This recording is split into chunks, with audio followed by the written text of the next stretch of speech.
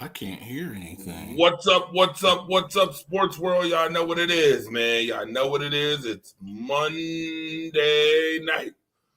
Monday Night Madness. Y'all know what it is, man. Time for some great sports talk once again, as usual. Make sure you like and share the show. Bring your mamas, cousins, brothers, sisters, nieces, nephews, uncles. Share the show with them. Get a drink, get a snack. Buckle up because this is going to be an extraordinary night of sports talk once again. I'm Andre the Torch Robinson, the fire starter in the building. I got my whiskey packing, peach bourbon drinking, whisk carrying, Mr. Friday Night Lights himself. Mr. Marcus the Alphabets is in the building. Mr. Morning Talk, Mr. Coffee Talk in the building. This should be an extraordinary show. Marcus the Alphabets, what's good, my guy? What's good, fam? What's good, fam? We're like less than 24 hours away from all of the teams having to get down to their 53-man final roster. There's trade frenzy going on already. People trying to make moves at the last minute. So it's good stuff, man. Good stuff. You know the song, how it goes. What type of games is being played? How it's going down. Sanders did not sign. Sanders did not sign. Sanders did not sign in the CFL. That's not true. They offered him a contract. Shedeur Sanders did not. Jeremy Romero, don't put stuff out like that. He did not sign in the CFL. They offered him. Would he want to come play there? But I don't think that he's going to go play there. So that's not true. William Ricker, aloha. See you over there in Hawaii. What's good? Now, what type of games is being played? How it's going down? It's on to it's on, and I got to know now. Is you with me or what? That's what type of atmosphere it is right now in the NFL world. We are done with preseason. All right, you owners made your money. It's time to get on the horn and start doing your jobs. GMs, start doing your jobs. If you haven't already been doing your job, it's time to do your job. It's time to make your team better. So whatever moves you got to make, get them making them. Because in about a week or so, the time for talk is up. Ain't no more talking. It's time to play. It's time to go out there and execute. Time to do what it do. Time to pack wins. Time to make wins. Time to pack wins. And hope you make it in the Super Bowl. All right. Absolutely, Dwayne Woodley. That's DMX. You know it. DMX loved Buffalo, by the way. Shout out to everybody that's tuned in for sure. And with that, I want to start the show off like this today because we're talking about moves being made. We have been talking about this guy for months now. Contracts, trying to get them signed. Boy, some of y'all take forever to get people signed, knowing damn well you should have signed them already. But you wait until the last day, the end of preseason. And I think that was a ploy. I think they did this on purpose. A lot of people think that the drama is up, it's over, because Hendrickson, Ray Hendrickson was extended. But for those who do not know, the Cincinnati Bengals just put $12 million more onto his original 14. Or 14. 14. Yeah. Got it. 14 million onto his deal so that he could get paid 30 million for this season, making him one of the highest defenders on the field just for this season. Next season, though, he is an unrestricted free agent next year. So, Marcus the Alphabets, thoughts on this move? And do you think that the Bengals will be keeping him or extending him after this deal? I actually think this is a good move. This gives him flexibility, and then you're going to probably get the best version of him. Even though for the past 2 seasons you've gotten the best version of him, he's had 35 sacks the past 2 seasons. So, Yeah, he's on basically a 1-year deal, and then he gets to be a free agent. So he's also auditioning for the other teams. He's one of the elite edge rushers in the game. After Myles Garrett, after TJ Watt, maybe Micah Parsons, Max Crosby. He's right in there. He's the 6th highest paid right now, which is what he was looking for. He's the best player on that defense and one of the best defenders in the league. He deserved it, and I like it. And then the good thing for him is he's an unrestricted free agent.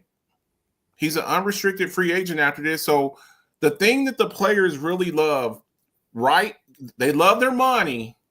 They love their money. I tell people all the time, oh, he plays for us. He plays for the love of the game, and he plays because he loves the city. No, dude, this is professional football. They play for money. They're trying to set themselves up for generational wealth.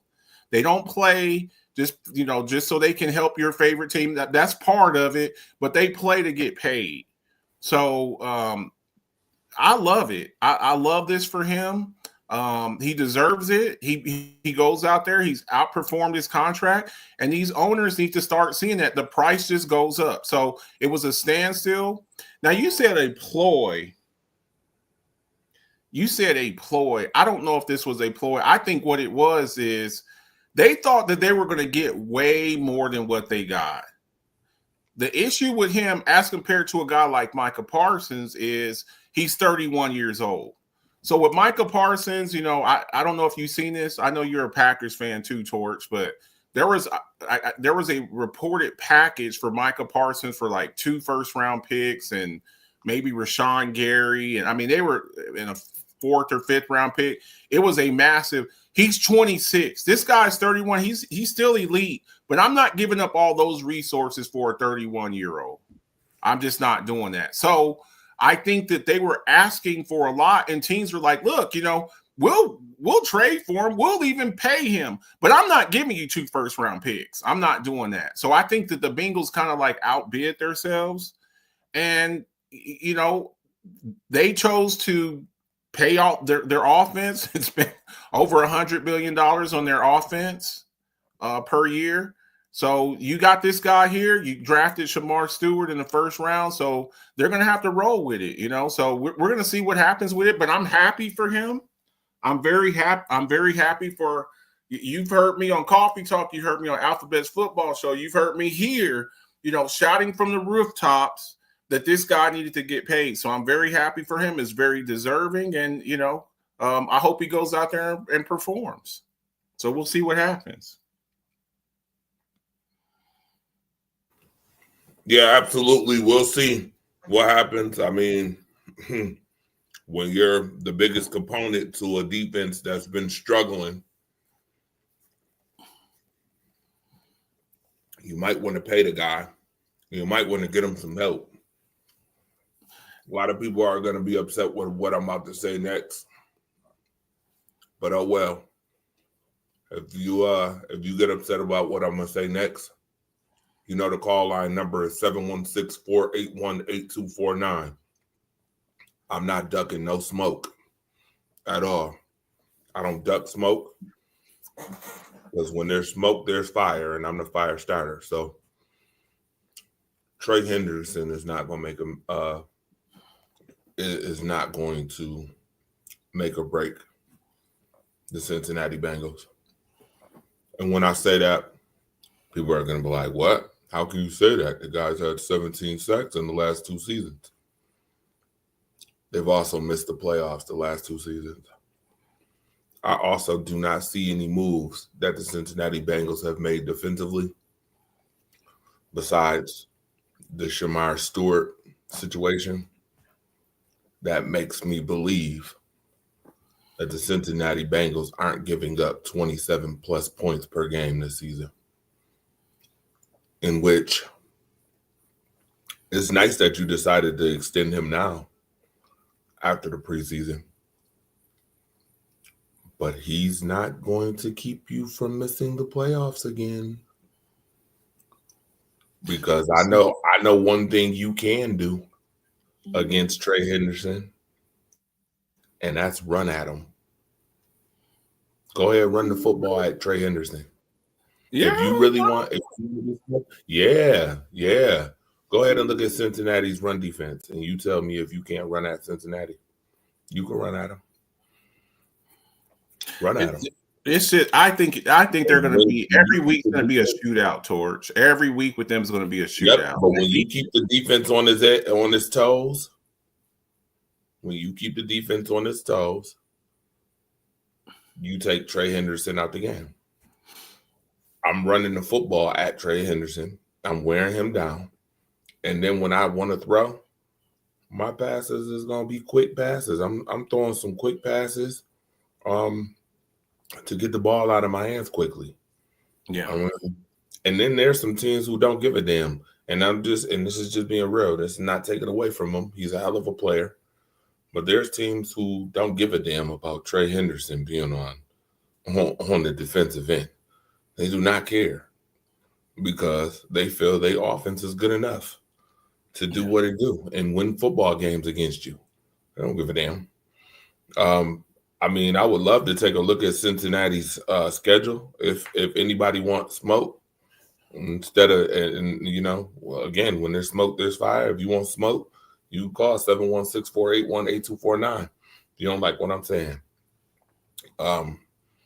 He doesn't bring he's an impact player, but he's not an impact player to where I'm gonna say he adds wins to this team. If he was, then the Bengals would have been in the playoffs the last 2 seasons with his 35 sacks. So we'll see. That's all I'm gonna say on that. We'll see on that. I'm not I'm gonna be interested to watch. Football season coming up. I'm gonna be very interested to watch to see what happens with this team, especially when you got to remember the Cincinnati Bengals play in one of the toughest divisions in all of football. And when you play in the toughest division, one of the toughest divisions in football, there's something else that comes into mind. As much as people keep saying, well, they were 9-8. Well, just know that the Cincinnati Bengals play a 9-8 schedule this year. Those 9-8 teams will be looking to make the playoffs. A lot of those teams will be starring Cincinnati. And here's why. Because hang on though. Hey, can you pause real quick? Because I want to ask you something real quick. Because I just heard you say something, and I just need a little clarification.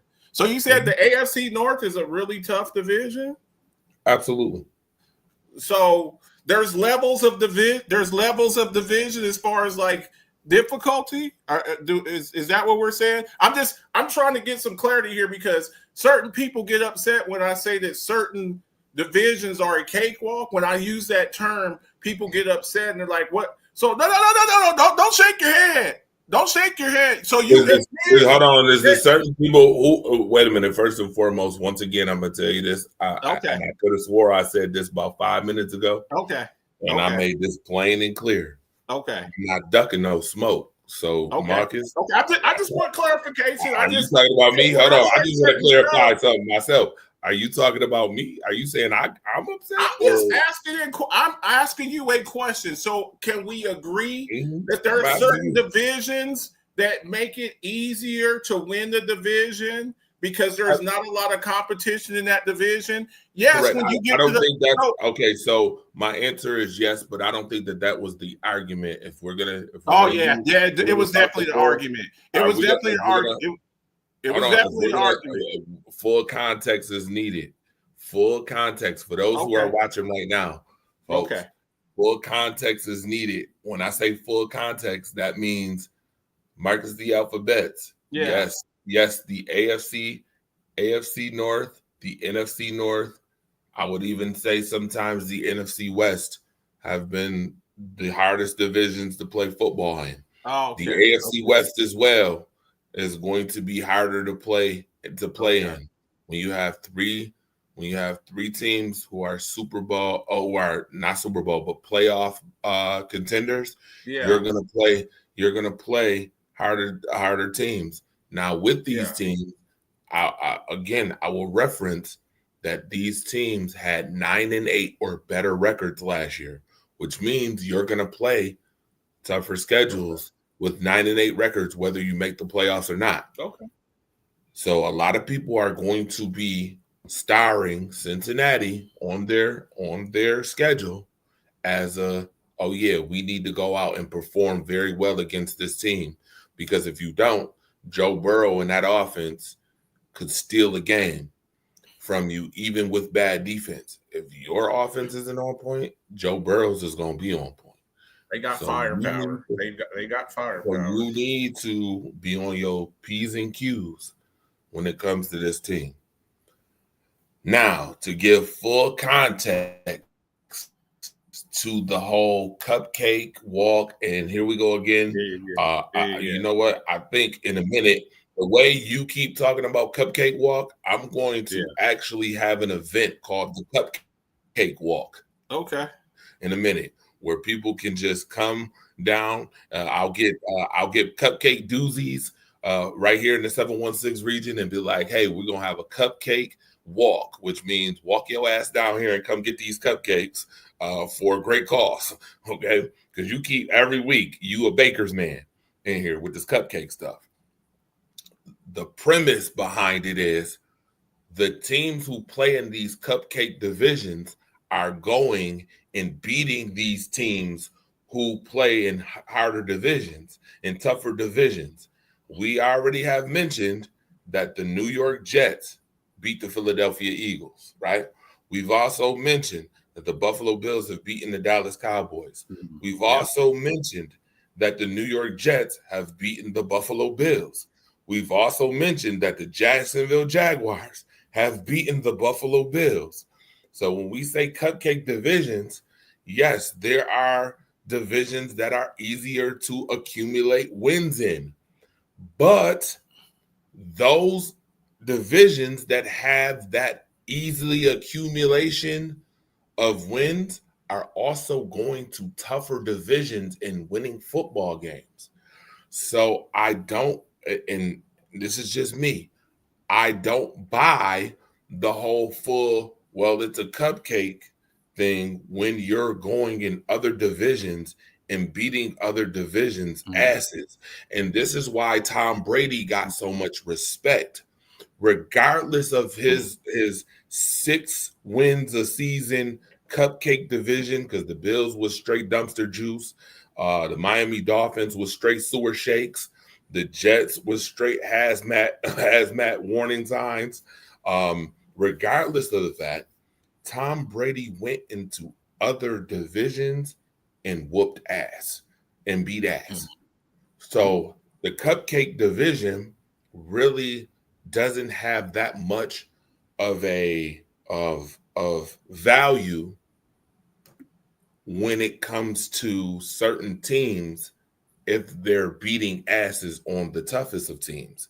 Now, I could see if you played in the cupcake division and then you got your ass whooped by real teams out there who play in tougher divisions, then we would have a conversation of, Buffalo, or Kansas City, or New England back when Tom Brady was playing, or Peyton Manning and the Colts. My counter argument to that is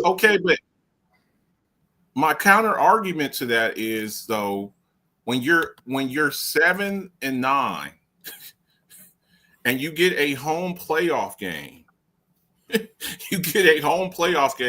because you beat up your cupcake division and you get a home game, that is a decisive advantage. That is a competitive advantage. When I have to play Pittsburgh and TJ Watt twice a year, and I have to play Myles Garrett twice a year, and I have to play the Ravens twice a year, that is different than when you do it. And then it's like, okay, now I'm not getting beat up every week. It's like a MMA fighter. If I'm fighting all top 10 competition, you're talking war of attrition. Exactly. That's what I'm saying. So when you get a win, you're like, oh, we beat you over there. Okay, I understand that. But again, 5 miles, swimming 5 miles, swimming a mile is hard. Swimming a mile in shark-infested waters is harder. That's all that I'm saying. I'm just saying that some people have an easier road. They got an easier road. And you haven't used that advantage of playing in a division that's not as competitive to your advantage. That's all that I'm saying. And people get mad when I say that. But continue your thought. Well, again, and that's where premise comes into, because I don't get upset about that. Yeah. I'm the one who actually agrees that certain teams like the Buffalo Bills have not used that to their advantage. But what I will say is, to get back on to the Bengals, is that teams will not sleep on the Bengals. And if you're a team who has a cupcake division, you need to prepare yourself to play teams who play in divisions that have war of attrition. If you think that you're going to get first round buys, there is no more first and second team buys anymore. It's the number 1 seed, you get a bye. I just don't see Trey Henderson making that much of a difference to where the Cincinnati Bengals are going to be playing a home playoff game this year, or a road playoff game for that matter. Okay. In fact, I see them after week 18 being right on the road again, going home, out of there, to pack it up, to go home. And they really had no loved ones and relatives. They really had no other option though, man. You weren't going to get. I thought that if they were going to trade him, they should have traded him right before the draft. I thought that would have been. I think that they would have got maximum value if they would have done that. Everybody's getting ready for the season, right? They're game planning right now. They're game planning. They're ready for. They're getting ready. You know what? It's Wednesday. This Wednesday, they're starting to get ready for whoever their first opponent is. You know, so I just thought that they really didn't have any. They handled it so badly that they almost had to re-sign him, because it's like, okay, you're gonna give him away, or is he just gonna just sit out? So it's. I'm with you, Torch, but without him, without him, they're giving up 50 points a game, man. They're giving up 50 points a game. You know, so with him, they might give up 35, or what'd you say, 28 a week? They're giving up 28 a week. So again, I'm happy he got paid. It's well deserved, man. Well deserved. Nasim, shout out to you. What's goody? Double salute. I got you, my G. Thank you for watching. I appreciate you. Like and share the show. Like I said, bring one. Bring a snack. Bring a drink. Bring a +1. All right? Right now, we getting warmed up. It's not, Monday Night Madness. The madness hasn't happened yet. We're going to see how long we go without the madness today on the show. I guarantee you it won't be too much longer before the madness comes out. All right? I promise you. Marcus the Alphabets, Mr. Friday Night Lights, Mr. Alphabets Football Talk Show. Make sure you guys support that every Friday, 10 o'clock with Ramona Dye. Also in the morning, you got Morning Talk, Coffee Talk. Support that. Watch it. Good segments come out of those shows. Real shows. Good segments. Great segments. sports segments, and a little bit of life sprinkled in too. All right. No doubt about it. Moving on. What's up? What's up, Ian Rickelli? What's good with you, man? Happy to see you in the comment section, bro. Absolutely. Speaking of which, Amari Cooper has decided to go to the place where all wide receiver careers die. Vegas Raiders. Shout out to you. The Vegas Raiders have gotten Amari Cooper once again. It's going to be very interesting to see what happens with this. You know, they're trying to bolster that offense that just picked up the phenomenal running back that we watched at Boise State this year with the phenomenal tight end that they have in Brock Bowers. It's going to be very interesting to see what Amari Cooper can do. Real quick, so we can move on. Marcus the Alphabets. Let me know, what do you see from Amari Cooper this season as a Raider? A veteran presence. If you're expecting, the guy who came in, as a rookie, he's not that guy. Even the guy who was with the Cowboys for a couple of years, and even with the Browns, I think he had some elite traits. He's a guy now. He's probably a, I don't know, 60 catch guy. Basically their number one is Brock Bowers. And they got another guy too. A lot of people kind of sleep on him, Jakobi Meyers. He's saying he wants a pay raise. So they're bringing him in for veteran leadership. He's going home. That's where he started under John Gruden. So I like it. It's a 1 year, show me deal. You saw him. I thought he was a little bit injured last year. He seems a little bit healthier. He's a probably third or fourth option over there. So that's good stuff. He should loosen up things for Genty to run. Bowers will probably, stretch the middle of the field, and hopefully they can come to some terms with Jakobi Meyers. So we'll see what's up. All right. Comments. Exactly. The Bengals secondary is in your words, dumpster juice. Or, yep, absolutely, Dwayne Woodley. Shout out to everybody that's tuned in. Jay Jones was good. Marcus Herring was good. Derek Maurice Jones was good. Dalton Smith, I see you, was good. If Cincinnati can't re-sign, this is Jeremy Romero. If Cincinnati can't re-sign Hendricks next year, but they do have that, be nice for Cincy. Otherwise, DE in the draft. Maybe next year, Cards. Otherwise, they'll probably draft a corner. They need a lot. Jay Jones, what's good, my guy? Well, a team that is a cupcake division, in a cupcake division, you have confidence because you're accumulating wins. So when you play a team from another division, you're not afraid of that opponent. However, that team that plays in the cupcake division will not win when it matters. Usually that's the case. How's it going? So happy this weekend. It's football time. Absolutely. When the Raiders were busy this week, bringing back Cooper and trading for Pickett. Yep.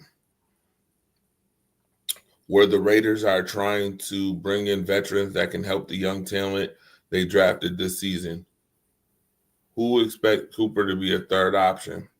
Oh, he expects Cooper to be a third option. Yeah, that's what he is. He's not. If you're expecting Amari Cooper from, his first few years with the Raiders, his couple of years with the Cowboys, maybe his first 2 years with the Browns, he's not that guy anymore. Y'all saw that. He was in Buffalo last year, and y'all needed wide receiver help. He never came in there and became like the number one.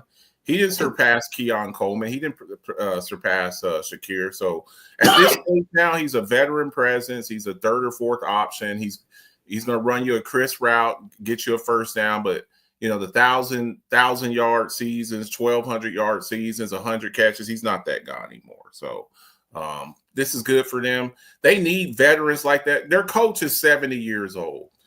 Okay. Their coach, he's not going to be there for 5 years. So they're trying to get guys that are veterans right now that can come in and help these young guys like Genty and Bowers and somebody, that can help out Geno Smith. So that's all this is. Daryl Gilliam Jr., shout out to you, my G. Shout out to you. I see you, my guy. Shout out. Thank you for tuning in. Robert Leader, thank you for tuning in as well. Moving on in the show, it's time to top power rankings. Interesting enough, the NFL power rankings. Do we agree with the power rankings as they show? Wow, Number one, we got the Steelers at 6. Really? The Steelers at 6? Wow, that's crazy, man. They got a lot of faith in on old Aaron Rodgers. Okay.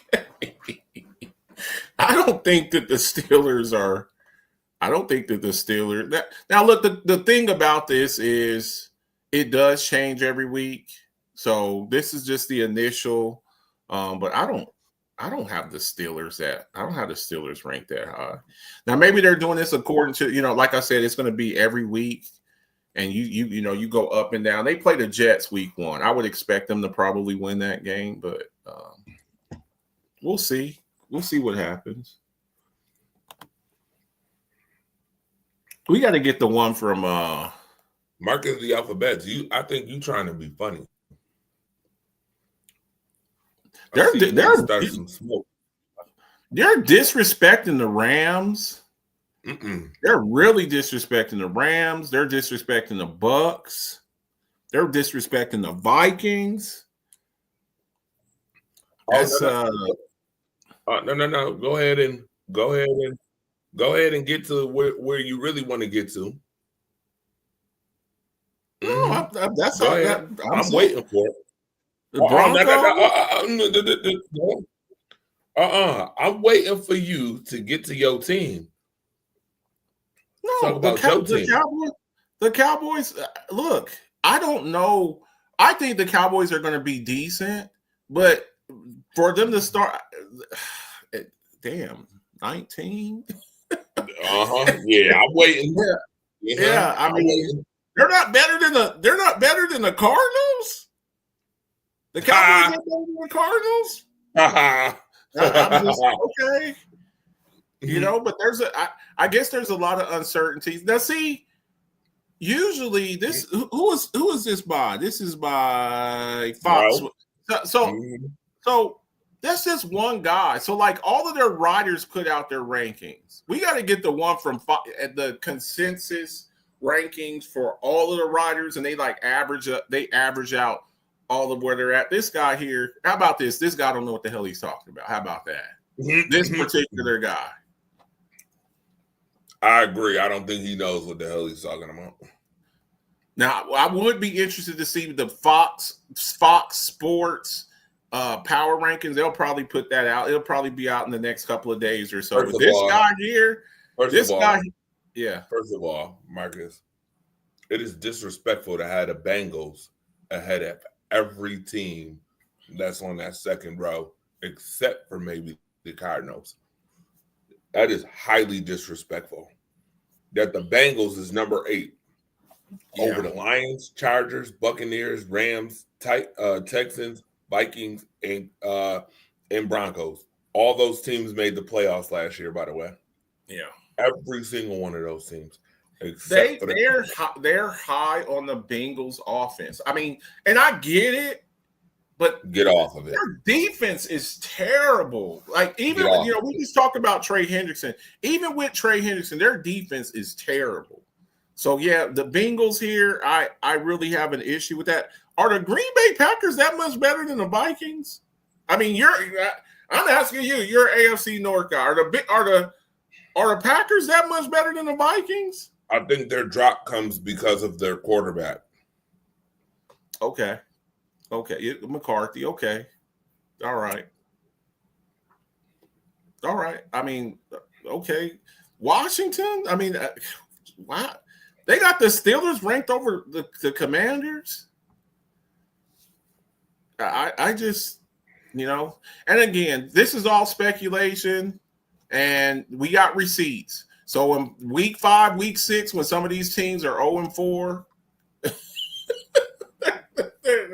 4-2, 2-4, 3-3. We'll come back and revisit this. And Brian, I need you right here, because those rankings, man, are a little bit disrespectful. Scary Terry. All right. Speaking of the Commanders, Scary Terry is extending 3 years, $96 million with the Washington Commanders. Looks like the Washington Commanders will have Deebo Samuel and Terry McLaurin. Marcus, how much does this change the Washington Commanders season? He's their second best player after Jayden Daniels. So again, these negotiations, these owners, they're starting to see now. We just did Trey Hendrickson. Now we just got McLaurin. These guys are critical to your team's success. You can sit up there and play with them, and no, we're not going to give them that. No, we're okay. Well, I'm going to sit over here and we'll talk about this. And a lot of times these owners, they have to, these owners and GMs, they got to come to the table. It's like, dude, we're about to play football. We can sit up here and play these games or whatever, but this is my position. This is what I feel like I'm worth. And you can either pay me that, or I can sit, or I can ask for a trade. But, he asked for what he wanted. I think he's the top 6 now. And that's where I have him at. He's a top 6, 7 receiver, somewhere like that. That's where I don't think he's better than Chase. I don't think he's better than Jefferson. I don't think he's better than CeeDee Lamb. I don't view him better than any of those guys. So that's about where he's at. He's, you got a young quarterback who's on his rookie contract. You got to maximize these years. You got to maximize them. So I'm a Cowboys fan, but I have a lot of respect for Terry McLaurin, damn good receiver, and they got it done. Now pay Micah Parsons. That's all I got. That's all I got. This ain't that hard. It's not that hard. You pay your best players. You give them their money. Stop playing games with them. Stop sitting over here and talking crazy and holding out on them and stuff. Give them their money. Give me my money. It's not that hard.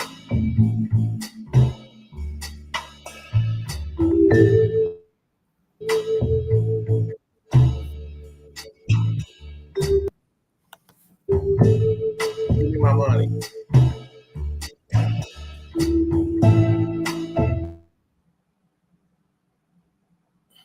Now, real quick, for those who actually care about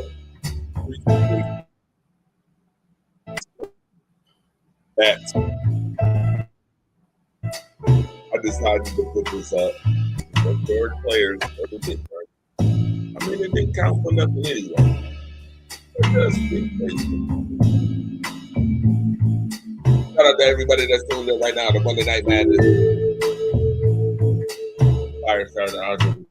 Robinson,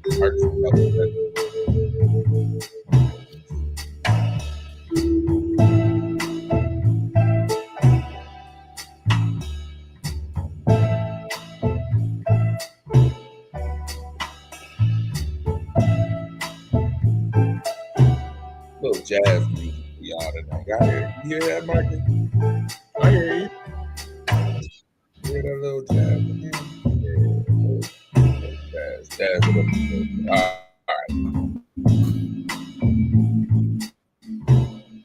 All right, enough with the jazz music. Again, let's talk some more football. Let's get into it. I think it's too early to make week 1 picks. I'm gonna wait till next week to do that. But right now, the only music I want to really hear, Marcus, is this.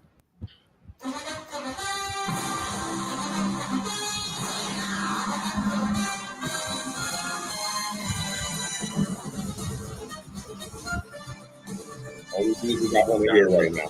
Gotta love it, man. Gotta love it. Gotta love it. Gotta love it.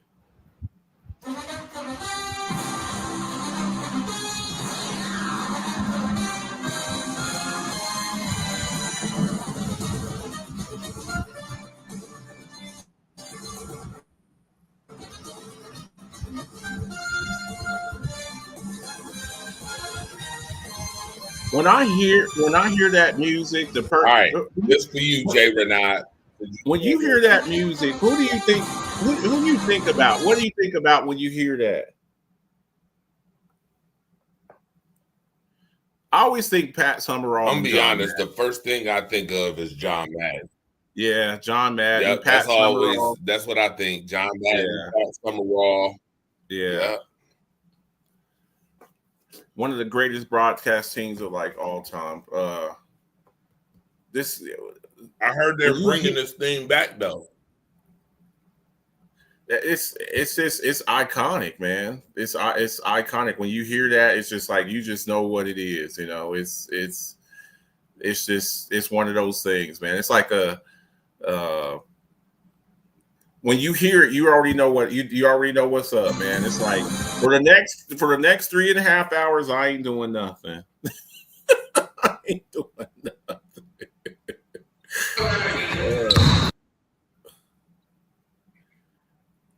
Oh, all right, man. Marcus the Alphabet. This should be right up. This should be right up your alley. So they did. I saw. Okay, Jay Renard. You want to start shit? Hold on, Marcus. Okay, before we get into this all-time NFC East offense based on overall talent and accomplishments, Jay Renard, don't start your mess, okay? I told you, I'm not ducking no smoke. If you keep messing with me, I'm telling you right now, I'll make your football season a living hell this year, sir. You want to keep messing around? Even worse than the Buffalo Bills. Even worse than the Buffalo Bills makes it every year. Yep. Listen, Marcus. I'm telling you right now, Jay Renard's theme music for When I Call is gonna be Nokia by Drake. Who's calling my phone? Who's calling this shit? I'm telling you right now, I'm be on your phone line a hell of a lot this year if you keep messing with me, Jay Renard. Okay, keep messing. You ain't hard to find, sir. I didn't know that theme song ever left. No, it's still their music over there on Fox. It is, but it's not as much. I mean, it used to. That's right, Rob. That's right, Robert Leader. Tell him, don't write no checks your body can't cash. You better leave me alone. Thurman Mitchell, what's good, my guy? Jay Renard. I'm telling you. All right. That and the Monday Night Football song. What is it? Right now, are you ready for some football? Whether it was Hank NFC offense. This is just for you, Marcus the Alphabet. Yeah, I made sure I got this just for you, Mr. NFC man. So they did Go ahead and break they did. So they did one where it was just like the best ever. Just whoever. But you had to have drafted the guy. I don't think Joe Gibbs was a better coach than Tom Landry. I don't think he was a better coach than Tom Landry. And Tom Landry coached a long ass time. You got to give it to Emmett. Fullback, you got to give that to Moose Johnston. I can't see it because it shows me here. Mm-hmm. Yeah, I'll put your face up there. Norv Turner is OC. I don't have a problem with that. Michael Irvin Witten. Yeah. Roger Staubach. Yeah. Deshaun Jackson in the slot. I guess you didn't have to be.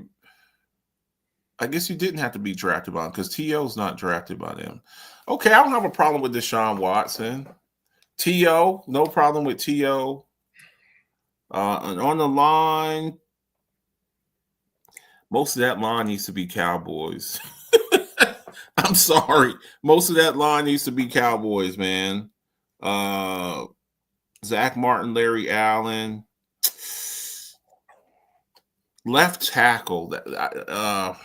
And see, and I'll probably come across as biased here. Whoever that, yeah, I'm left tackle. I can't do it. I'd probably have to go with probably Tyron Smith over Jason Kelce. Well, they got it by position. I'm putting Kelce at center. Kelce was a center. Mm-hmm. That dude in the middle, he probably weighed 185 pounds because he got this many Pro Bowls or whatever. Yeah, because he played in the 20s, bro. I'm putting Kelsey at center, and I'm putting Tyron Smith at left tackle, and Rayfield right.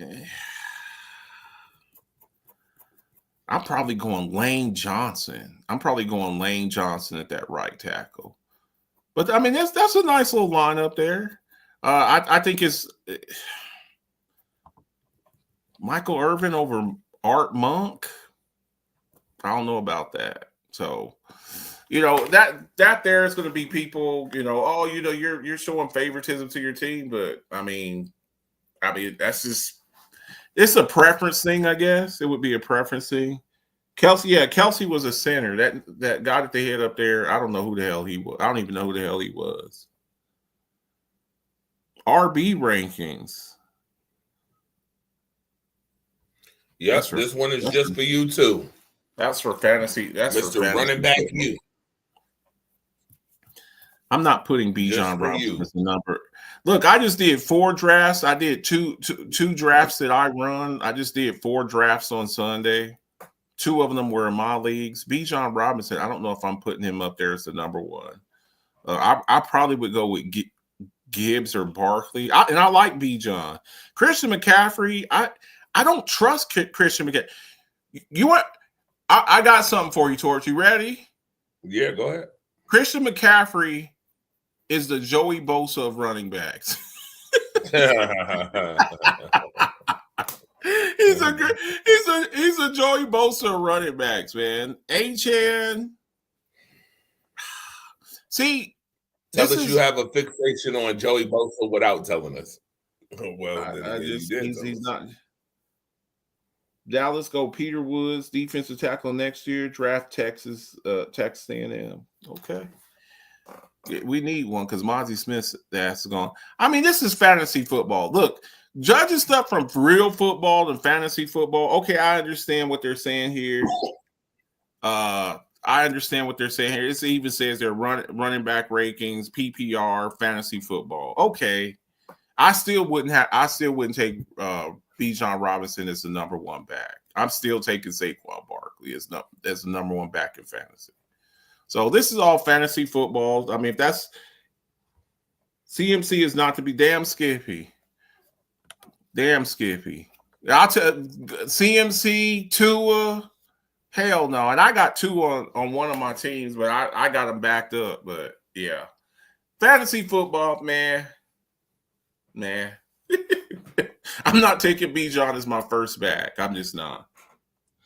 I did draft Achane. I drafted, but see, I was doing it as a stack. I drafted Tua, Achane, and Tyreek Hill. That was deliberate. And you'll see when I'm the highest scoring person in the fantasy league. You really run a running back that can run and catch, no doubt. Betts, I don't trust Barkley either. He hasn't proved he can play back-to-back seasons without getting hurt. Yeah, because he was playing with the Giants, getting beat up. Right. That's why.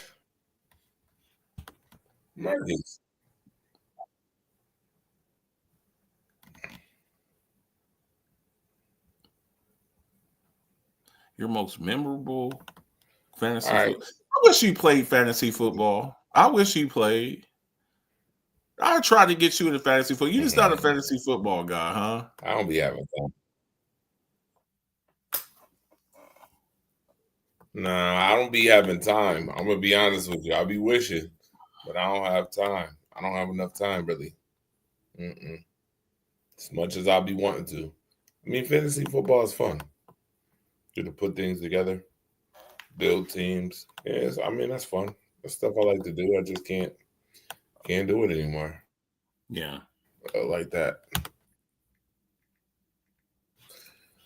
You tell me. Mount Rushmore.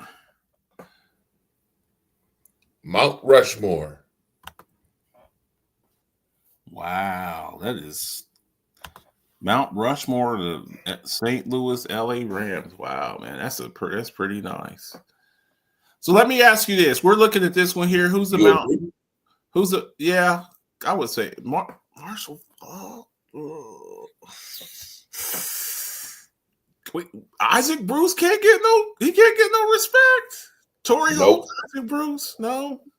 Mm-mm. How about your quarterback who led you to the championship? Kurt Warner can't get no love? No. Nope. Okay. Who's the Mount Rushmore of the Green Bay Packers? Oh, wow. Who's the Mount Rushmore of the Packers? Hey, what I want y'all to do, everybody, I want you to. So, I guess the Mount Rushmore is the top 4 players all time for your franchise. Everybody out there that's watching, I want you to put me the 4 best players in your favorite franchise's history. The Green Bay Packers would be really hard. I mean, they're like over 100 years old. So, I mean, you're going way, way back. You know, you got a bunch of players. Yeah, Bart Starr, Brett Favre, Aaron Rodgers, you know. Yeah. I mean, you got a lot. Hold on, sir. If you don't mention Reggie White in that conversation. Reggie White? I mean, I wasn't forgetting him. I'm just saying, like, you got a lot of for some franchises that are, you know, that are 100 years old. It's like really hard to sit up there and dictate and say who's the top 4 players from your favorite franchise all time when you got a franchise that's 100 years old. It would have to be, for me personally, it would have to be Sterling Sharp. Okay. Reggie White. I want to say Reggie White. Reggie White, Sterling Sharp. You're not going to like this next one, but Aaron Rodgers.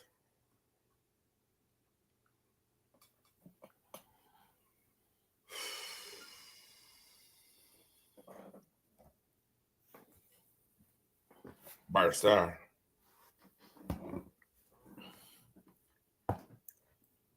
I mean, when you just look at and the reason, and here's the thing, I get it, and I probably shouldn't be doing this, but I'm leaving Brett Favre off because of that shitty. Ooh, not Brett Favre. Not Brett Favre.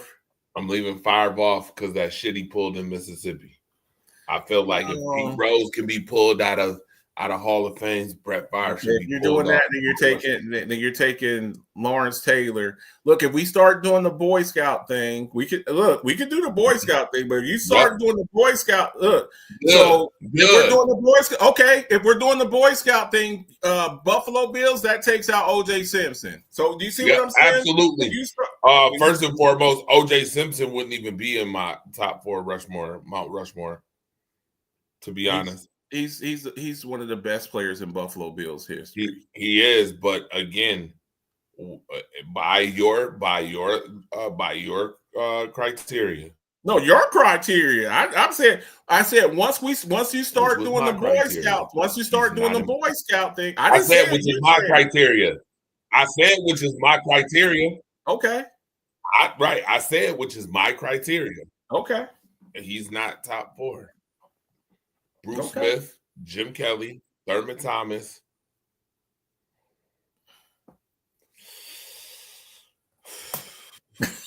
You cannot have a Buffalo Bills Mount Rushmore without the juice. You can't do it, George. Well, guess what? You can't do it. Look, you just can't. On the diet. Do you see how hard you're trying to get that?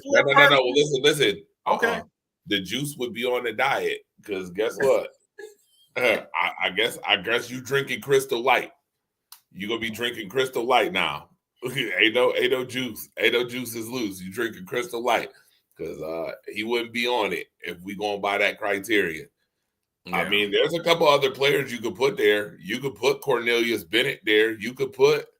You cannot have a. You can't. Well, I tell you what. I'm gonna be honest with you. Okay. And this is gonna sound bad, but if he is to win the Super Bowl, I have to take him off and put J.A. on there. if Josh Allen wins a Super Bowl, If Josh Allen wins the takes Super him- Bowl, I gotta take OJ off. he jumps over Jim Kelly. And he definitely jumps over. I think he out. So people not gonna like this. You cannot have a Buffalo Bills Mount. And I'm not a Buffalo Bills fan. You cannot have a Buffalo Bills Mount Rushmore without the juice. You cannot. You just can't do it. I told you this Mount Rushmore is on Crystal Light. Okay. They got plenty of water over here in Buffalo. They got plenty of lakes and stuff over here in Buffalo. They're gonna have to use a whole lot of Crystal Light because the juice not gonna be on it. If you're doing the Boy Scout things, that takes out LT. That takes out a guy like Ray Lewis. Yep, he could be gone too. Ray Lewis from the Ravens. I mean, if you could take Pete Rose out of the Hall of Fame for so long, if you could take Barry Bonds out for so long, then I gotta be across the board. But we're not talking about Hall of Fame. We're talking about Mount Rushmore. Well, Mount Rushmore. Most people. Wait a minute, though. Most people who are on Mount Rushmore are Hall of Famers, sir. That's what I'm saying. OJ's in the Hall of Fame. What are we talking about here? Again, that's what I'm saying. Most, right. You're making my point. I said most people who are on the Mount Rushmores are Hall of Famers. You just said we're not talking Hall of Famers, but the Mount Rushmore is made up of Hall of Famers, usually. So OJ, again, it's Crystal Light for you, Marcus. Okay. Stop trying to get the juice. I'm not doing that. First and foremost, Marcus, you only like juice. Hold on, Marcus, you only like juice when it chase your liquor. Stop playing games, Mr. All of a sudden I like the juice. Now you like the juice. You don't like that. Bills. Now you over here talking about some. If we're get out of here. If we're disqualifying people because of off the field deeds, then you're taking a bunch of people off of a bunch of Mount Rushmores. That's taking away a lot of the damn Dallas Cowboys. That's taking away a guy like Ray Lewis. That's taking away a guy like Lawrence Taylor. Well, you better learn how to act. We're not recruiting. Know how to act then. Learn how to act. Learn how to behave. Shoot, if that's the case. You're the one. Look, I don't live in Buffalo. You're the one that's got to walk around Buffalo and saying that the Jews don't belong on the Buffalo Bills Mount Rushmore. You're the one that's got to walk around Buffalo. You going to put it on Twitter? Put it on Twitter. I will. Put it on Twitter. You're the one that's going to walk around. I'll make sure I give the premise. If Barry Bonds and Pete Rose can be held out of Hall of Fame ceremonies, then we can take certain people off Mount Rushmores, such as O.J. Simpson and all the rest of them who don't know how to act. That includes Lawrence Taylor. I ain't even gonna go on him because I'm ashamed. Listen. That was probably one of the most shameful of shamefuls because he's such the great player that he is. I don't know what I'm doing here. I don't know what I'm doing here. I'm just here to serve. I don't even know why I'm here. Fucking clown. Oh my God, dude, that's terrible. I don't understand. How much did you get, Lawrence Taylor? Was it really worth it? How much does your soul cost? How much does your soul cost? Okay, Thurman Mitchell says, "Okay, if not for the juice, Steve." Marcus, look at this question right here. Marcus, look at this question right here. Okay. What's the best sports advice you've ever received? What's the best sports advice you ever received? All right, Marcus, I'll give it to you right now. Don't sell out for Donald Trump. If you're a sports guy, don't sell out. All right, I'm not trying to make this political. Don't get upset with me because I know that's a touchy subject. I want to hear. Oh, he's going political. I want to hear. You want to hear the political stuff? Really Coffee Talk. I'll go political on Coffee Talk if you want to talk politics. Yes, absolutely. Straight up. Josh Brown, I appreciate you. Lionel Johnson, what's up? Marcus, what's the most thrilling sports moment you've ever witnessed live? Live, the most thrilling sports moment. 2007. I was in Buffalo. Tony Romo threw 4 or 5 interceptions, and the Dallas Cowboys beat the Buffalo Bills in Buffalo. I was stationed in Fort Drum, New York, and I went to that game. And our kicker kicked a kick at the last second, and we won that game. I was sitting right there, and I was like, oh my gosh, man. Sitting right there and seeing that, and Tony Romo played terrible. He played absolutely terrible. And to come back and to win that game was just, it was incredible. Wasn't T.O. on your team then? Yes. 2007, yeah, we had T.O. And we won that game, and Romo played like crap. Witten played like crap. Romo just kept turning over the ball. I think he had 4 or 5 interceptions. I mean, I'm like, what are you doing? And our kicker came, the defense made a stop, and we came back and we won that game. It was the most incredible thing I'd ever seen live. It was incredible. So it wasn't a championship game or anything like that. It was just but I was there sitting there watching that, and it was just incredible. Miracle in Miami, I witnessed. Best game ever. That's what Jay Renaud said. So yeah, now the most thrilling game that I have seen, I've watched football forever. In recent memory, now I wasn't there, of course. Were you at the 13 seconds game? Were you there? Yeah. That game there. Yeah, I was there. Oh my gosh. When you talk about a game of just back and forth, battling, a seesaw battle, just that had to be one of the most thrilling games I've ever seen in my life. And probably the best game I've ever seen Josh Allen play. I was like, that game there changed my perception of him, what I thought of him. I always kind of was like, that game changed my perception of Josh Allen. Even in a loss, in that loss, the way that he played that game and fought and just left his heart and soul on the field, that was just one of the most incredible things that I've ever seen.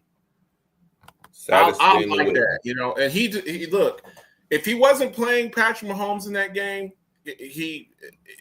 any other quarterback, he wins that game. Because, I mean, he was dropping dimes, and the defense let him. The defense definitely let him down. Whether y'all want to say Frazier or McDermott, but Josh Allen in that game earned a lot of respect for me. Yeah, just incredible. You were there. Like, what were your thoughts like watching that game? Just back and forth. I can tell you, the people of Kansas City went nuts. They were nuts. There was some people. So I was working security, by the way. I was a security supervisor at the time. And they allowed us to travel to Kansas City for that game to work it. And it was very, very interesting because you would have got to see all the mixed reactions. You had Kansas City fans ready to get up and leave. You had some Kansas City fans like, oh, no, we're going to stay to the very end. There was some Kansas City fans already talking about next season. And then 2 completions later and a field goal later. Lord have mercy. Different story. Totally different story. Different tune. I swear, if football fields had emotions, that probably, if you wanted to see a football field with many emotions and different emotions and quick, that would have been the game to go to. That'd have been the night to go to. Yeah. Wild. Kansas City, they go hard. I ain't gonna lie. Yeah. They really do. Arrowhead. That was a heavyweight fight. That was Ali Frazier, just back and forth, just bam. I mean, just okay, I'm gonna do this. Okay, I'm gonna just back and forth, a seesaw battle, 2 evenly matched teams. And I think if Buffalo wins that game, think that's the best team that they had. And Josh Allen's entire time in being in Buffalo, I think that they just ran into a Kansas City team that just was better. That was just better. Slightly better. Just slightly. Just slightly better. Coach was better. They got out coached that last couple minutes. I'm gonna be honest with you. Yeah. I was surprised that Gabe Davis had the game that he had. Oh man, he had like 4 touchdowns that game. Like 4 touchdowns. I mean, just back and forth, back and forth, back and forth. I mean, and some of them he's just running down the field wide open. I'm like, what are y'all doing? Y'all talk about defense. Gabe Davis, you talk about blown coverages. As soon as Honey Badger left the game, Gabe Davis just showed his ass. I mean, he's running down the field untouched. Everybody's looking around like, whose man is that? And they did that like 3 times. I'm like, is anybody going to guard Gabe Davis? Just an incredible game. Yeah, they kept putting a double move on the safety. I don't know where their nickel was in that game, but their nickel kept on getting the double move, and when he put the double move on him, Gabe Davis just shimmied the safety right out of position. I'm like, wow. Yeah, that was pretty bad. The one catch, he literally turned around and tiptoed his way when he caught it in the end zone. Literally turned all the way around to catch it like this in his hands, and I'm just like, Tyrann Mathieu was a big loss to Kansas City. It was good that they actually was able to make up for it because a team that had been aggressive all year decided to go soft in the last 2 plays. I don't know, man. That's why it makes it. There's been some great ones. The Music City Miracle. I remember that game, and that they replayed that game over and over and over. Buffalo has had some real doozies. I mean, what's it? The comeback against the Oilers, I mean, what were they down that's 30, so nice. 35-3, and Buffalo comes back and wins that game. 35-3. What happened 2 weeks later, Marcus? They lost, but I'm just saying, to be down 32-3, 35-3 or something like that, and to lose that game. Buffalo storming back, and I mean, you're talking about anywhere? Huh? Did it get them anywhere? It didn't, but I'm just saying, like that game. What? We don't do consolation prizes, sir. Yeah, I told you I'm not ducking smoke today. A lot of people gonna be upset with what I've said, and I'm being nice, but we don't do second place consolation prizes. We don't do empathy victories either. We don't do moral victories. Oh well, they came back. You don't do almost. You don't do almost. Nah, almost don't count. Almost don't count. Like Brandy said, we're not doing that. We're just not doing that because first of all, I kind of feel like why were you down 35-3 to begin with? Well, that damn look. Now let's not discount. I just did a piece today. I don't know if you've seen it. I was talking about the whole thing with Shedeur and black quarterbacks and stuff like that. I don't know if you got a chance. We put out a reel today, but Warren Moon and that they were running that no shoot that what was it called, the run and shoot. Yeah, running where he's just throwing the ball all over the field. I mean, that was one of the most explosive offenses in history. And y'all, they were in 4 and 5 wide set the entire game, and you just couldn't stop them. You don't have enough. You don't have enough cornerbacks. You don't have enough cornerbacks to defend against all these guys, and they jumped out on you. And then the thing about that is that with that run and shoot is they did more shooting than running. And when they got the lead, they were still shooting instead of running. It's run and shoot. It's not just shoot. They just kept throwing the ball, kind of like 28-3.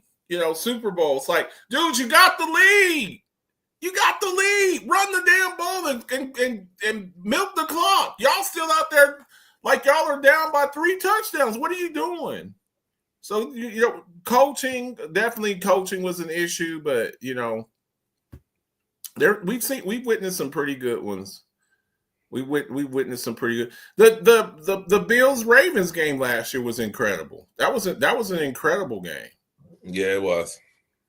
Incredible. Were you at that one? You didn't go to that one. Mm-mm. That was pretty good. The missed 2-point conversion. I went to the Bills Kansas City game. Bills Kansas City, yeah. Oh, so you went to the AFC Championship? The AFC Championship I went to. I didn't go to the Baltimore game. No. That was a hell of a game though. I mean, you got 2 guys, the top two contenders for the MVP just out there going blow for blow. And Josh played a cleaner game. He didn't have any turnovers.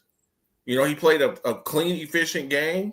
And, when you make mistakes in games, it usually costs you. He played a very clean game. And I think that was what got him the MVP last year. He played just very clean football, single-digit interceptions.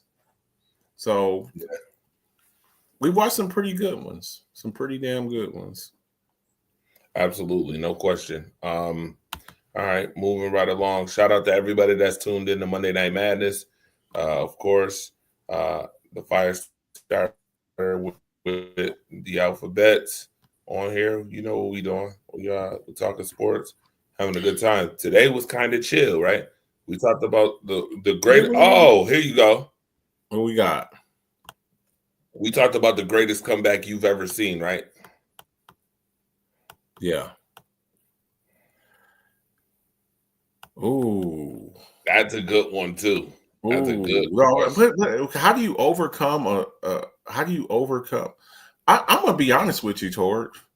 You don't. I believe some losses you don't there get over. I got Cowboys fans that were there. You don't. Yeah, you just don't. Like you kind of push it back to the back of your brain. That you realize in the moment. But I just think it's one of those things that you just can't ever get over, man. That you're living. It's gonna get personal. Driving home from work. All right, I got a question for you.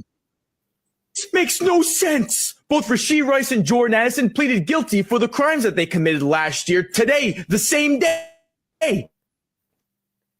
Back in March 2024, Rashee Rice was driving his Lamborghini at 120 miles, which then led to a 6-vehicle car crash. A couple of people who were part of that crash did end up getting injured, but Rashee Rice decided to flee the scene. He didn't even stay to check up on anyone. And the NFL decided that his disciplinary hearing won't be held until September 30th during the season. So Rashee Rice is going to be available for the first 5 games, and they got some big games the first 5 weeks. Jordan Addison, on the other hand, was arrested for a DUI charge back in July of 2024. Addison was found asleep behind the wheel of the car, which is how the cops found him and charged him with a DUI. And guess what? Today, the NFL decided that they were going to suspend Jordan Addison the first 3 games of the season. Rashee Rice's incident was way worse than Jordan Addison's incident because Rashee Rice actually injured people. I guess if you want to get away with crime in this world, just play for the Kansas City Chiefs.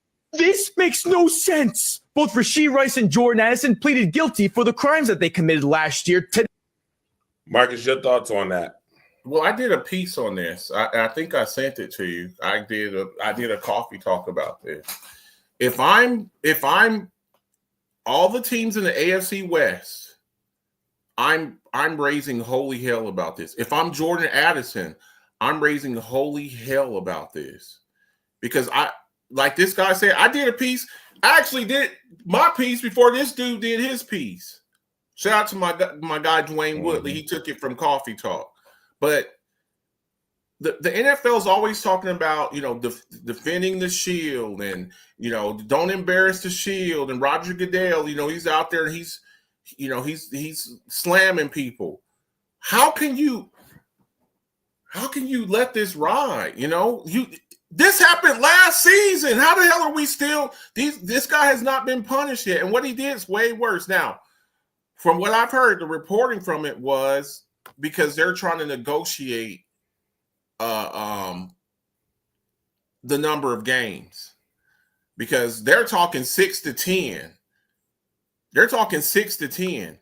Now, what do you think is a fair punishment for him? If this guy got 3 for sleeping in his car while he's drunk, what do you get for doing a hit and run?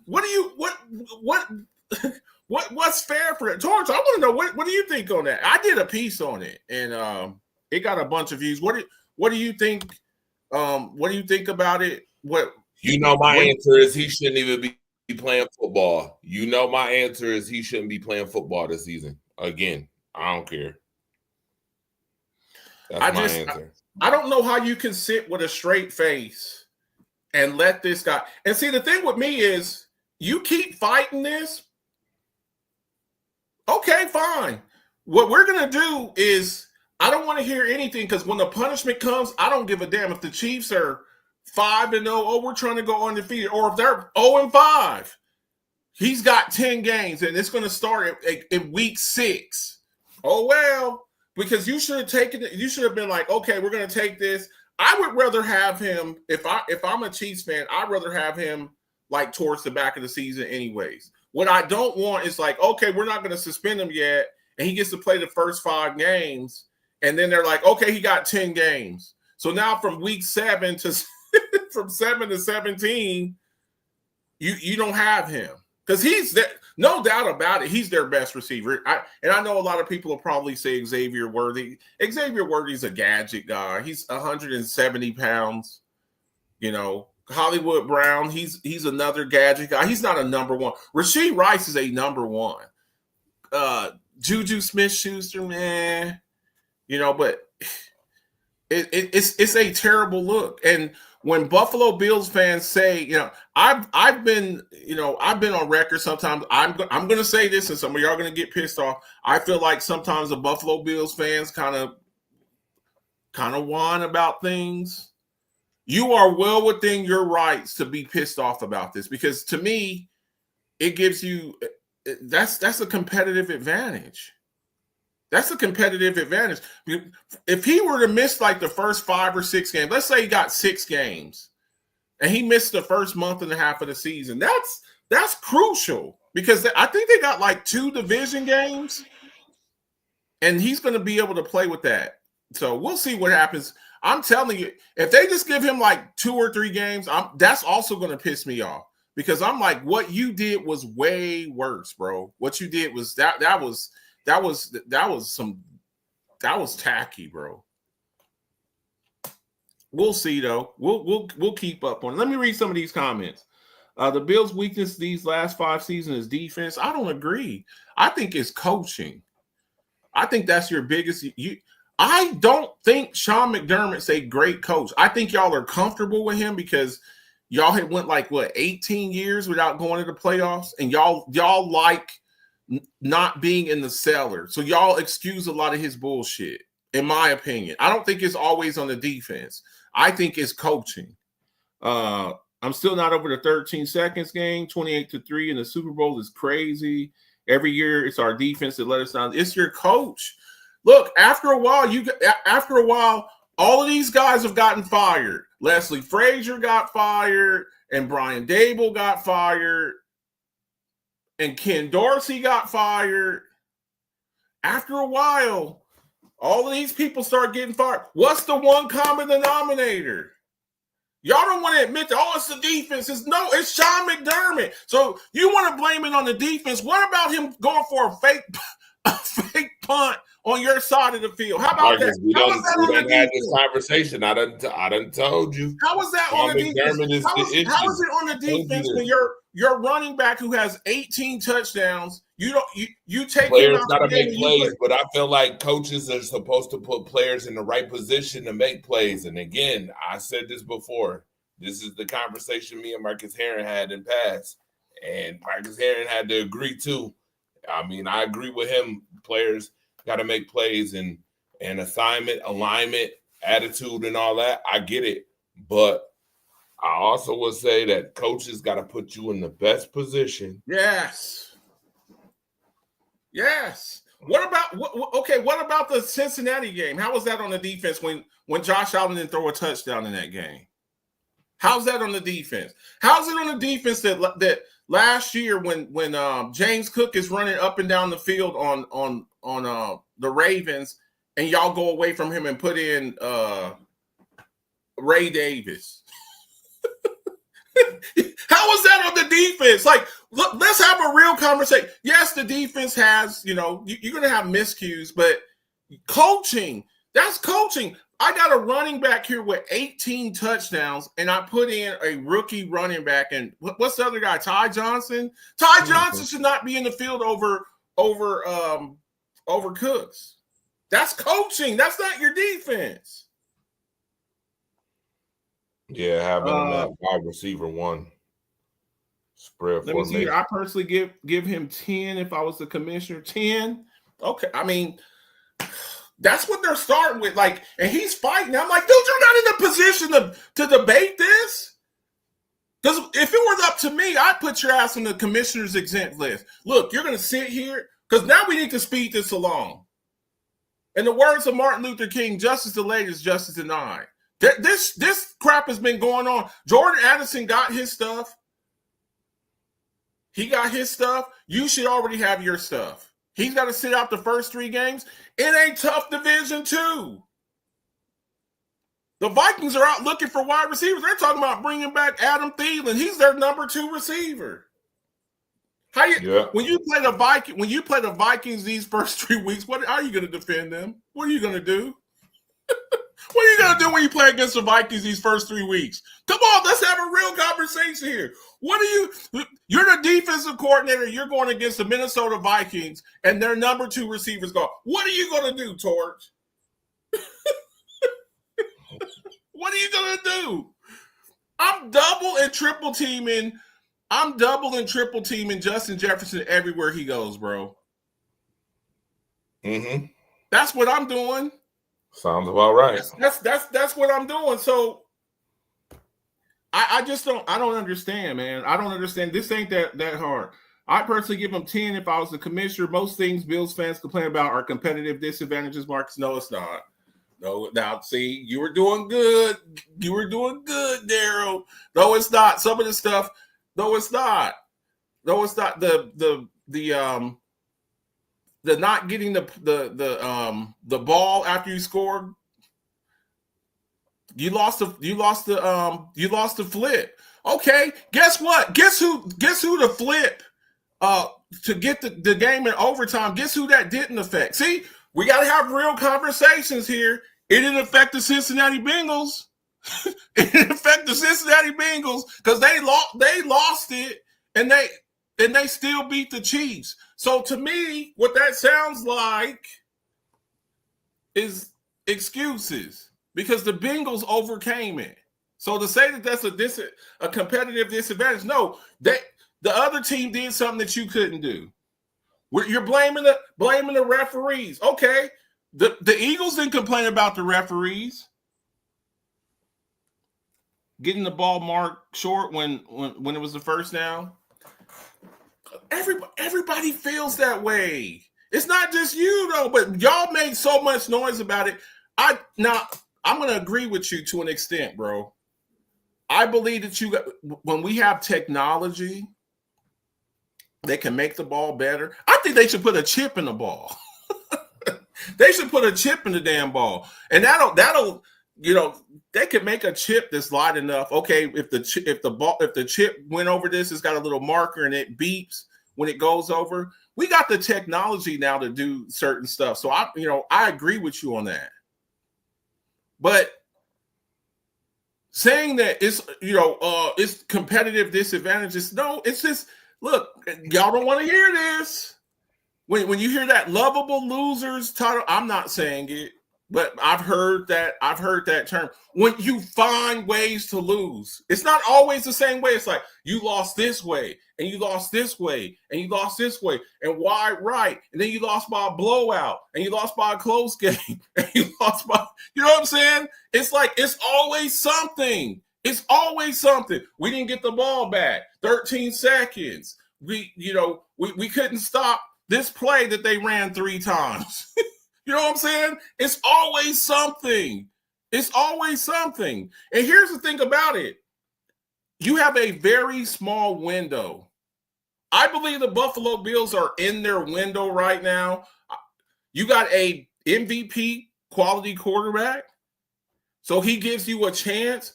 But those chances don't just stay for the Bengals. The Bengals are in their window. Because if they lose Joe Burrow, they're done. they're done. You're going to probably lose Trey Hendrickson next year, right? We just talked about that. You're probably going to lose Trey Hendrickson because there's going to be a team out there that's going to give him more money than you have. When you got those windows, you can't just keep blowing them and blowing. Oh, it's this and it's that and it's that. You got like maybe 3 or 4 years. You got Josh Allen in his absolute prime right now. I believe Josh Allen is in his prime right now. But you got a guy who's already a 3-time Super Bowl champion. You got other guys nipping on your heels. You lost to Josh. You lost to Mahomes, and then you lost to Burrow, and they went to the Super Bowl. And you got the Ravens on your heels. And then you got the young pups that are coming. I believe you got young pups that are coming and, they're coming up right now. I don't think they're there yet. I think the Texans are coming. The Broncos are coming. The probably Chargers are coming right behind you. So if you don't do that, you got the young guys that are coming. They're hungry. The Chargers and the Broncos are where you were right whenever Brady retired. They're like, we're tired of the damn Patriots. We're tired of the Patriots. We can't get past the Patriots. Now these teams, they're looking at you and they're like, you kicked the Broncos' ass last year, right? Y'all beat the Broncos down. Were you at that game, Torch? Did you go to that game, the Broncos game? The Broncos playoff game? Were you at that one? Yeah, I was there. They're coming. Denver's Broncos defense is a problem. Their defense now. Will Bo Nix? Will he? Have a sophomore slump? We'll see.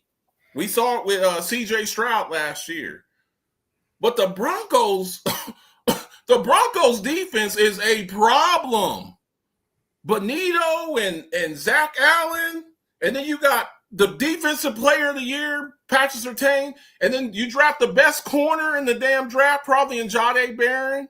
And then you get all these players from the 49ers, Dre Greenlaw and Hufanga. I'm just saying, man, when you got the opportunity to win, you can't keep squandering opportunities. Because one day, knock on wood, 5-6 years from now, Josh Allen is not going to be the same player. Like anybody else. When how's Josh Allen? 30? He's like 30 years, 29, 30. In 5 or 6 years, when he's 36 years old and he can't run like he used to, and he's gotten beat up.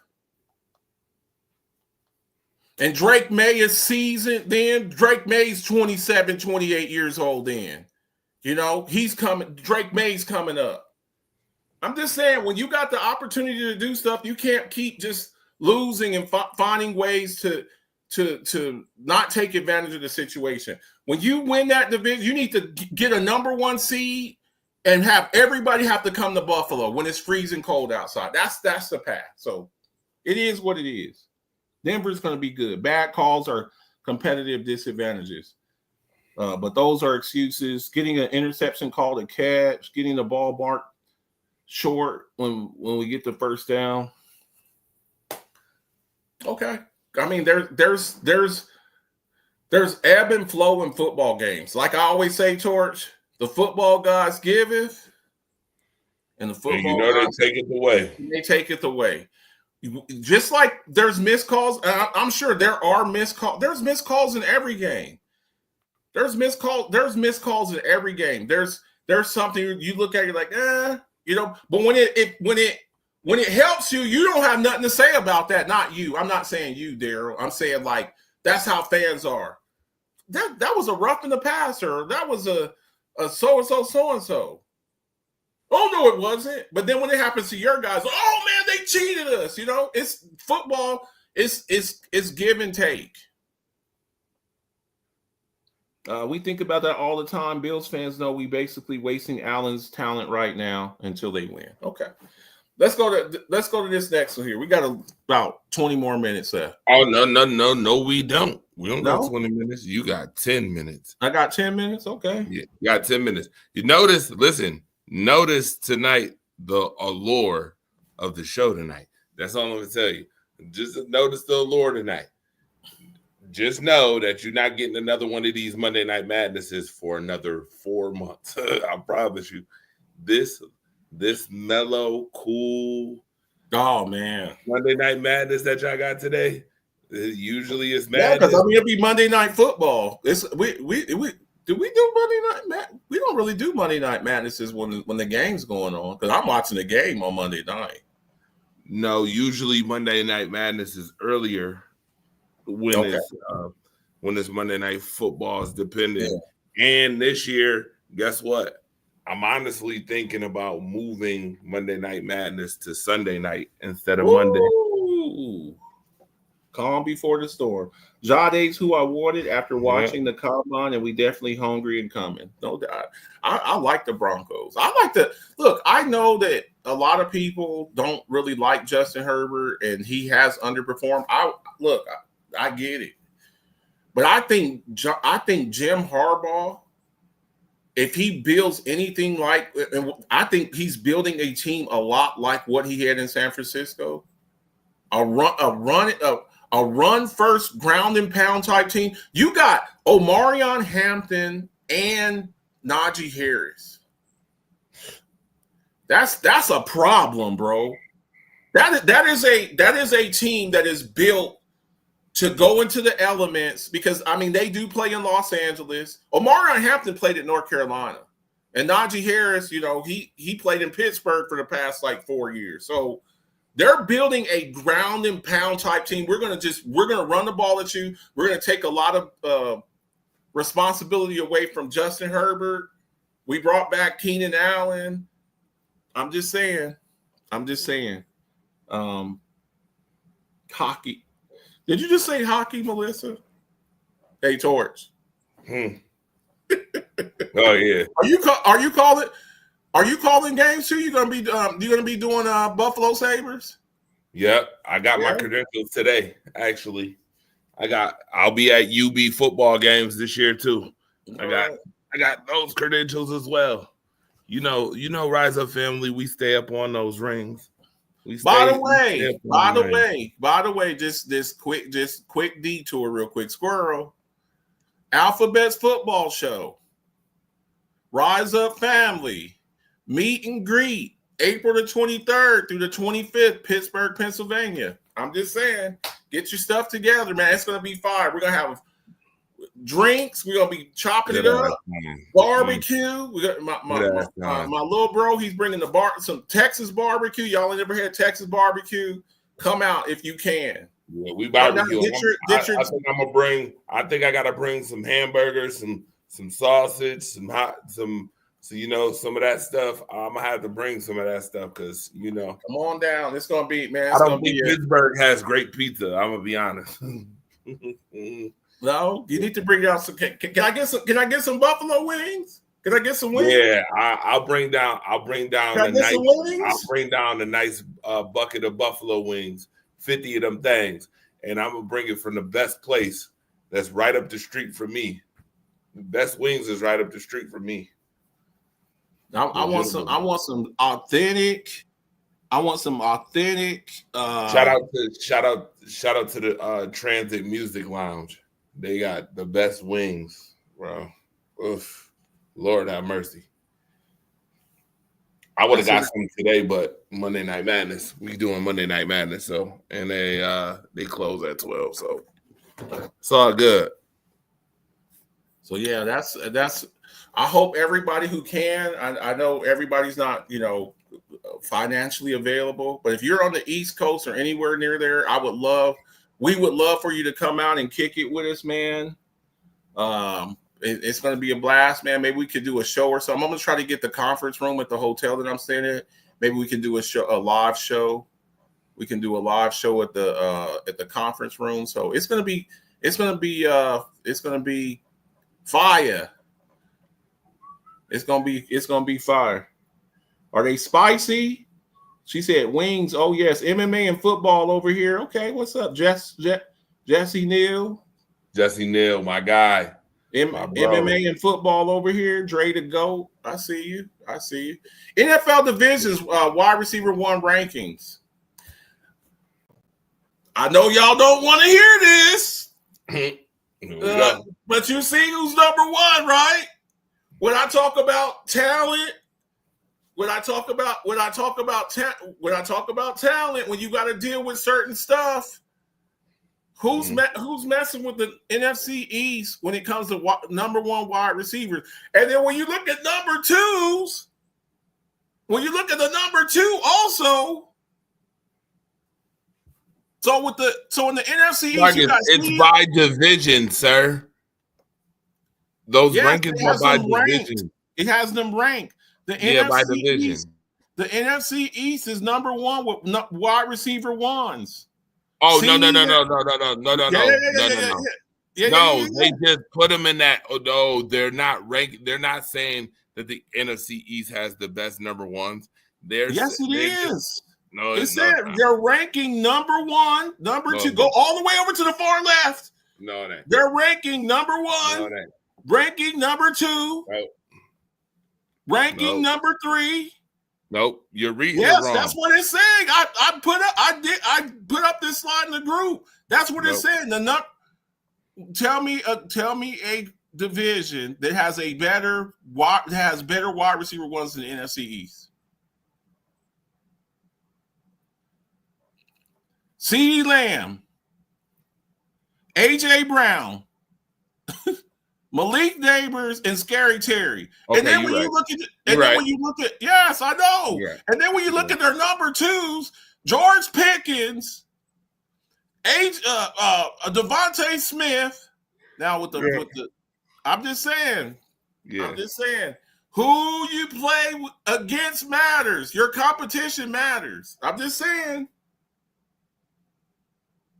They ranking the top wide receivers from each team in each event. They're ranking the wide receiver 1 rankings. All of the wide receiver 1s in the NFC East are badasses. Then you go NFC North. Justin Jefferson, the Sun God, DJ Moore, Roma Dunze, and damn, they already got Matthew Golden. They already got Matthew Golden. They already moved Matthew Golden to the top torch. Yeah. So we'll see what's up, man. So that's what's up, man. We got to get up out of here. I got to get this girl ready for school. Yeah. We appreciate everybody who came through, everybody who comes through and chops it up with us. We can't really, we do this for y'all, man. We ain't making no money off. We just like to come up here, talk sports, interact with y'all, and we appreciate y'all, man. We really appreciate y'all. Make sure y'all tune in tomorrow morning. Alphabet's Football Show Coffee Talk, where we talk a little bit of football and a little bit like come through, man. It's really fun. I get up and we have some coffee and we talk football and we talk life. It's really fun. I do a little show for about 45 minutes to an hour. Come through, just chop it up. Even just pop your head up in there. Rise Up Unlimited radio show Thursday night with the Torch here with the Chocolate Girl Sharon Mullen. And then Friday night, 10 o'clock Eastern Standard Time, Alphabet's Football Show with my lovely co-host Ramona Diehard. We're just doing Cowboys-Eagles. Marcus, what about? We're doing it for the prep for the Thursday because it's Thursday night. So we're not going to have another show before that game. So it's just going to do that. And then next Friday we'll do, make our predictions for, the Sunday and Monday game. So come through on Friday night. I'm going to see if Dennis, I know Dennis will probably want to talk some crap. Cowboys, Eagles, come through.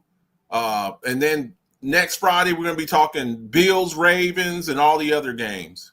Because that's the Sunday night game, right? Bills, Ravens, is Sunday night. Woo! I will be there. Bills, Ravens, Sunday night. Yep, Sunday night. Man, I'm looking forward to that, man. That's going to be you talk about setting a tone. It's going to be Eagles by 7. Daryl, man, you might be right. I'm hoping. This is a hope. I don't know. I'm hoping by Wednesday they get this Micah Parsons shit settled, man. I if they go in there without Micah Parsons, man, you're going into a gunfight with they got some other edge rushers, but y'all getting beat by 17 if y'all don't have Micah Parsons. And you might be right. I can't even argue. I can't even argue. Already. Y'all really about to get the Philadelphia Eagles coming in there with all the moves they've made. They're gonna tear that ass up. And lifting their banner, lifting their Super Bowl banner